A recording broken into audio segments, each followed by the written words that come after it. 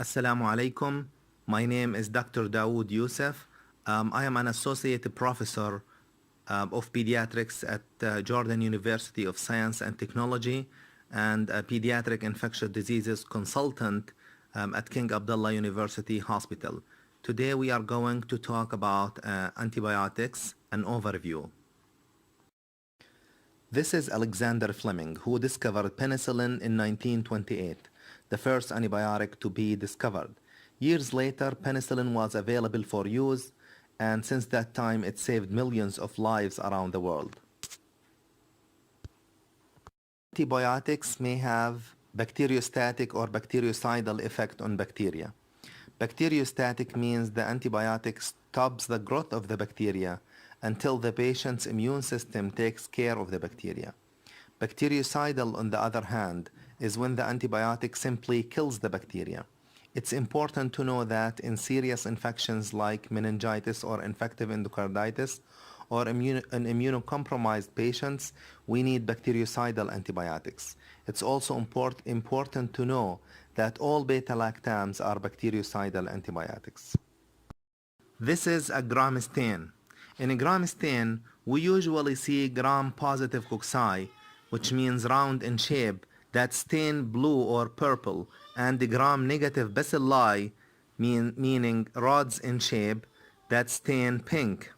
This is the usual, but sometimes we have a gram-positive bacilli like Listeria and Clostridium, or a gram-negative diplococci like Haemophilus influenza.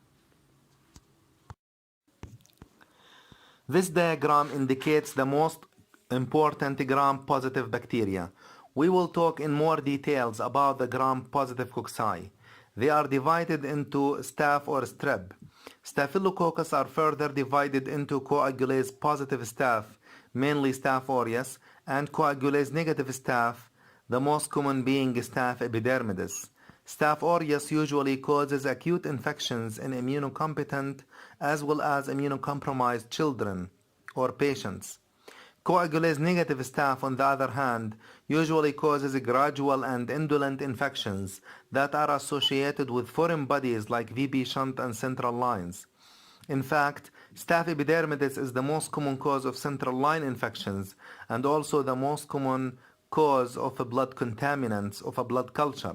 So if the patient has no risk factor for infection with coagulase-negative staph, like central line or other foreign bodies, or being a premature baby, then most likely this coagulase-negative staph represent a blood contamination. Moving to Streptococcus, we divide them into three groups according to the zone of hemolysis around the colonies on a blood agar. If hemolysis is complete, that will form a clear zone around colonies, and we will have beta hemolytic Streptococcus. The main two groups of beta hemolytic Streptococcus are group A strep or strep pyogenes and group B strep or GBS or strep agalactia.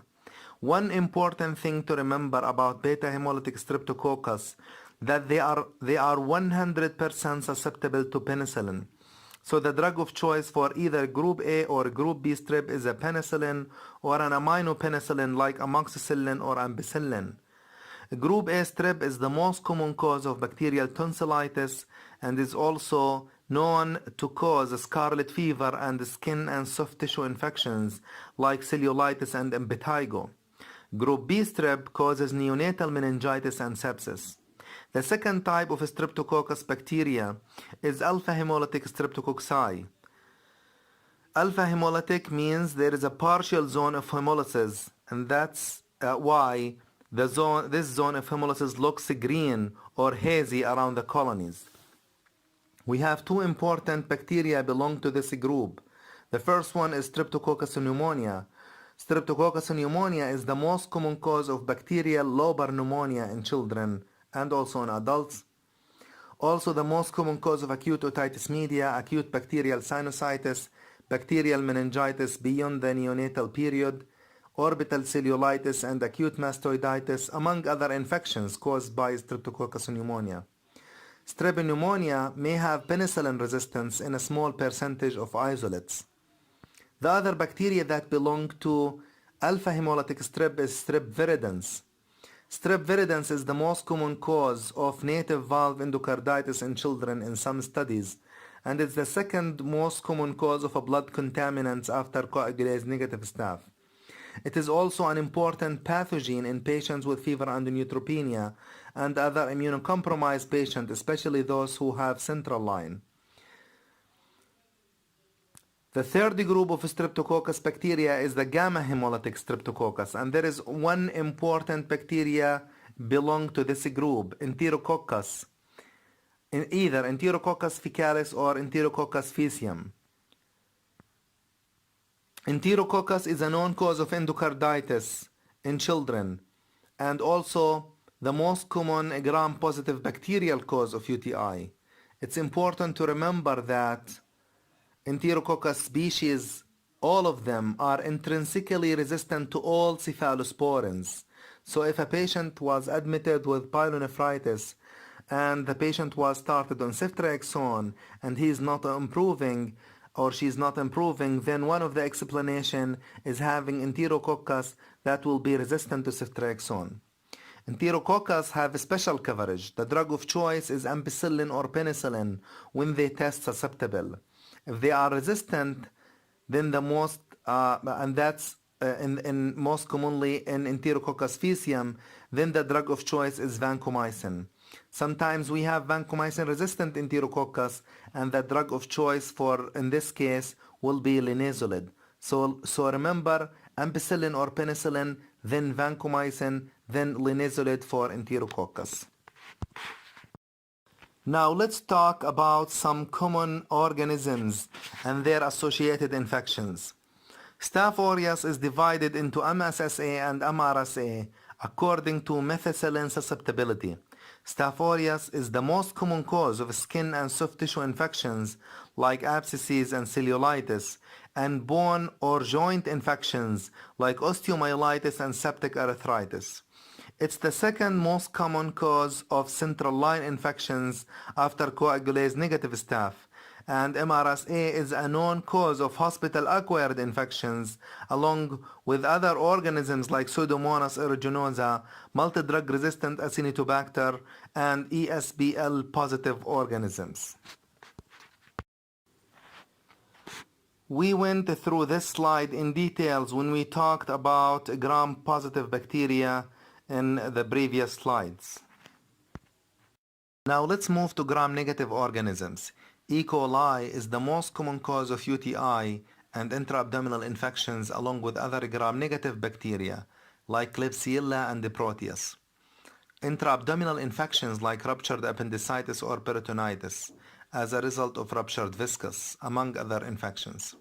Pseudomonas aeruginosa is an opportunistic organism that usually infects immunocompromised patients like patients with fever and neutropenia due to chemotherapy. Also, as we mentioned before, it's a known cause of hospital-acquired infections. Other patients susceptible to Pseudomonas infections including patients with cystic fibrosis and diabetes mellitus. Anaerobes are common causes of intra-abdominal infections, and because they come from the GI tract, so wherever GI contents go, we may have anaerobic infections like aspiration pneumonia or ruptured appendicitis.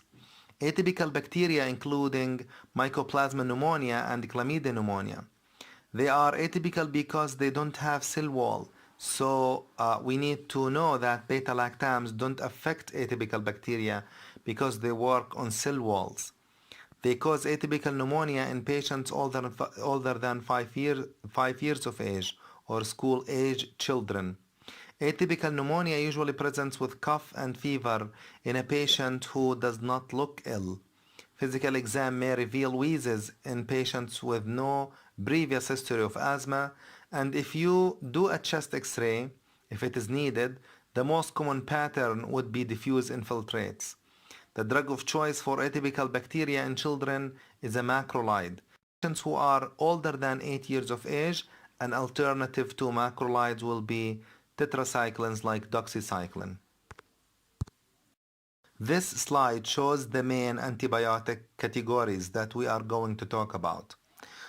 We will not talk in details about the last two groups, fluoroquinolones and tetracyclines, because we rarely use them in children. Few important things to remember about fluoroquinolones that they are generally contraindicated in children below the age of 18 years because they may interfere with cartilage growth and may cause tendon rupture, tendonitis, or permanent CNS disability. They cover gram-negative organisms mainly including Pseudomonas aeruginosa. Newer fluoroquinolones like levofloxacin also covers gram-positive and atypical bacteria. We may use fluoroquinolones in children below the age of 18 years only when we have no other safer options. Tetracyclines are contraindicated below the age of 8 years because they may cause permanent staining of teeth and bone. Important things to remember or to know about tetracyclines that they have potential coverage for MRSA as well as atypical organisms. These are the beta-lactams. We will talk about the first three groups in more details: penicillins, cephalosporins, and carbapenems. Penicillins inhibit cell wall synthesis. We have two types of penicillins, natural and synthetic. Natural penicillins including penicillin G, which is given IV, and penicillin V, which is given orally. Synthetic penicillins, on the other hand, include three main groups: anti-staph penicillin like oxacillin and nafcillin, mainly against methicillin-sensitive Staph aureus or MSSA. And the second group is aminopenicillin like amoxicillin or ampicillin, where we add the amino group to the penicillin to increase the spectrum of coverage to a little bit more gram-negative organisms. Aminopenicillins have a close spectrum of activity and coverage to natural penicillin, so that's why most of the time they are used as alternatives with penicillins. The third group is the uridopenicillins or anti-pseudomonal penicillins. They are broad spectrum against gram-positive, gram-negative bacteria, including Pseudomonas aeruginosa. We have many uses of penicillin as a drug of choice. Group A and Group B strep, as we said before, the drug of choice for them is a penicillin or an ampicillin. For streptococcus pneumonia, high-dose penicillin is usually effective as outpatient treatment. We also mentioned that it has excellent coverage for Enterococcus when they test susceptible, like Enterococcus faecalis, most of the strains. Penicillins also cover mouth anaerobes, not bacteroides, the intestinal anaerobes, but mouth anaerobes. Broad-spectrum penicillins like aminopenicillins have a little bit more gram-negative coverage. Broad-spectrum antipseudomonal penicillins have excellent coverage of gram-positive bacteria and the gram-negative bacteria including Pseudomonas. When we add a beta-lactamase inhibitor to a beta-lactam, we overcome a resistance that is a production of beta-lactamases in bacteria. Examples for this is methicillin-sensitive Staph aureus that produce penicillinase. Anaerobes also produce beta-lactamases, and from the respiratory organisms, Haemophilus influenza and Moraxella catarrhalis, they are the second and the third most common cause of bacterial lobar pneumonia in children and also acute otitis media. They all respond usually to amoxicillin and clavulanic acid or any beta-lactam, beta-lactamase combination, but not usually to amoxicillin or ampicillin. It's because they produce beta-lactamases. It's important to know that MRSA gains its resistance to methicillin by alteration in penicillin binding proteins. Let's talk about cephalosporins. As beta-lactam antibiotics, they inhibit cell wall synthesis and they are bactericidal. From first generation to third generation, we have increased in gram-negative coverage and decrease in gram-positive coverage. That is why for best coverage for gram-positive infections, especially Staph aureus, like in patients with osteomyelitis or septic arthritis, first generation would be more appropriate option than a second or a third generation. For covering of gram-negative bacteria, like in patients with UTI, third generation would be more appropriate. One exception is Streptococcus pneumonia inpatient treatment. where a third generation is the drug of choice in patients who are incompletely immunized, and that include the pneumococcal vaccine. Ceftazidime is a third generation antibiotic that has activity against Pseudomonas aeruginosa. Fourth generation cephalosporin like cefepime has excellent coverage for gram-positive and gram-negative bacteria, including Pseudomonas. One thing you need to know about the fifth generation cephalosporin, ceftaroline, that it has activity against MRSA. As we mentioned before, first generation is the best option for Staph aureus and the gram-positive cocci in general. Second generation and third generation cephalosporins are resistant to beta-lactamases, so they are commonly used for respiratory infections like pneumonia and acute otitis media. Third generation like ceftriaxone and cefotaxime, they have many uses. They are used for community-acquired meningitis as empiric therapy and to rule out sepsis or occult bacteremia in children, and for inpatient treatment for pneumonia and for UTI, among other uses.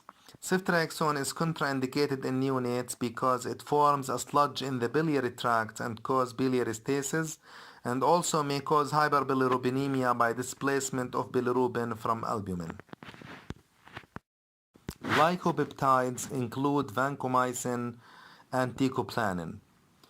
Vancomycin is given mainly IV, but it can be given orally for one indication for Clostridium difficile infections in children and adults. They inhibit cell wall synthesis in bacteria. And the main use for vancomycin and teicoplanin is for gram-positive bacteria including MRSA and Enterococcus. For meningitis, we use it mainly for resistant Streptococcus pneumonia, and that's only vancomycin IV. For catheter-related infections, it's used for either MRSA or coagulase negative staph.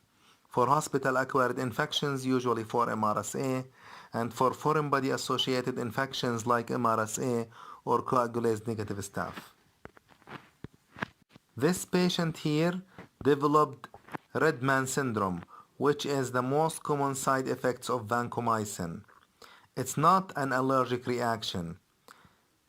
It happens when vancomycin molecules hit basophils and mast cells, and that will release the histamine and other inflammatory mediators, causing diffuse redness and itchiness in the body.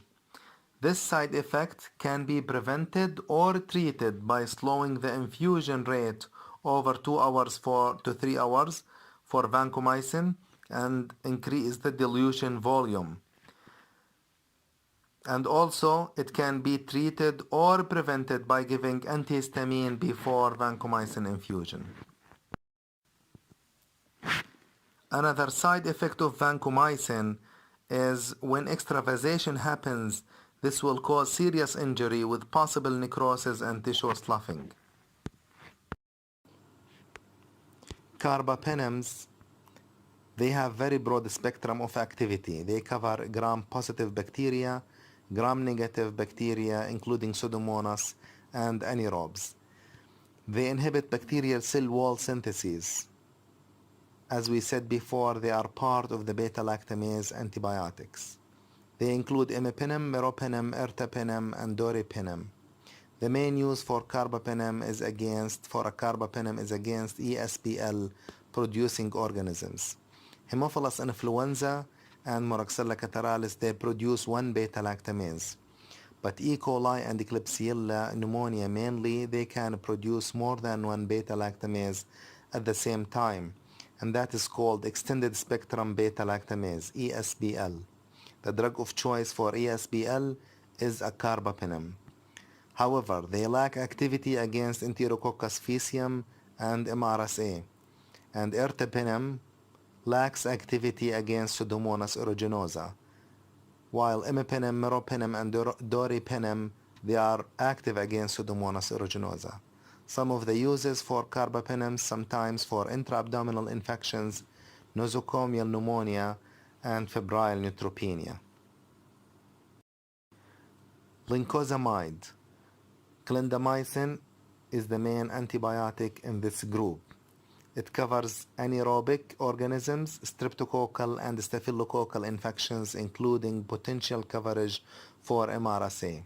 It also has antitoxin effect against toxin elaborating strep and staph, like toxic shock syndrome, because toxins are proteins and clindamycin acts by inhibition of a protein synthesis. That's why some of the uses for clindamycin is for bone and joint infections and skin and soft tissue infections, including MRSA. Also for toxic shock syndrome to stop the production of toxins, and also for aspiration pneumonia because it's active against anaerobic organisms. Macrolides, including azithromycin, erythromycin, and clarithromycin. We mainly use in children azithromycin because it's given once a day. It has less drug-drug interactions and less GI side effects. They act by inhibition of a protein synthesis. They are active against gram-positive strep staph and mainly against atypical bacteria and Bordetella pertussis. So we use it for mycoplasma pneumonia in children mainly, and for whooping cough in patients with infection with Bordetella pertussis. Macrolides are common substitute for patients with penicillin allergy. So if a patient with bacterial tonsillitis has type 1 immediate allergy to penicillin, then azithromycin can be used safely. Metronidazole inhibits DNA synthesis. It's used mainly for anaerobic bacteria and protozoa, for C. diff infection as a first line in mild to moderate C. diff infection in children, for aspiration pneumonia because it covers anaerobes, for intra-abdominal infections for the same reason, and for lung abscess also for the same reason, and it's a drug of choice in children with amoebiasis. Bactrim, or trimethoprim sulfamethoxazole, it acts by inhibition of folate biosynthesis and metabolism. It's active against gram-negative and most gram-positive organisms, including MRSA, but it has no coverage for group A strep, so it should not be used for bacterial tonsillitis. It shouldn't be used also for patients with G6PD deficiency or neonates, because in G6PD deficiency it induces hemolysis, and in neonates it displaces bilirubin from albumin and may cause kernicterus. That's why some of the common uses for Bactrim or trimethoprim sulfa is for urinary tract infections for treatment as outpatient orally, for skin and soft tissue infections and bone and joint infections when MRSA is a target, and for treatment and the prophylaxis of PCP pneumonia in HIV and T-cell deficiency patients. Aminoglycosides including gentamicin, tobramycin, amikacin, and neomycin.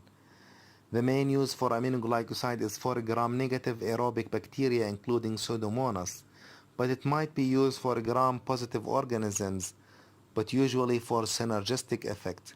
When it is used for gram-negative organisms or gram-negative sepsis, it's used as double coverage because gram-negative sepsis is a serious infection, and most of the times it needs double coverage with 2 anti-gram-negative antibiotics. But for gram-positive aminoglycoside, they don't act well unless they are combined with usually beta-lactam that destroys the cell wall, and then an aminoglycoside like gentamicin will enter the cell, the bacterial cell, and will inhibit the protein synthesis, and that's called synergy, like when we use it for staph or enterococcus that are gram-positive organisms.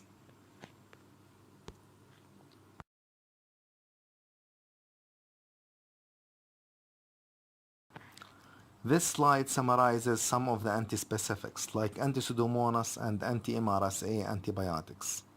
By this slide, we come into an end to our lecture about antibiotics basics. I hope you enjoyed the lecture and developed a background about antibiotics use. Knowing the basics about antibiotics will save patients and also will help preventing antimicrobial resistance, which is a growing problem nowadays.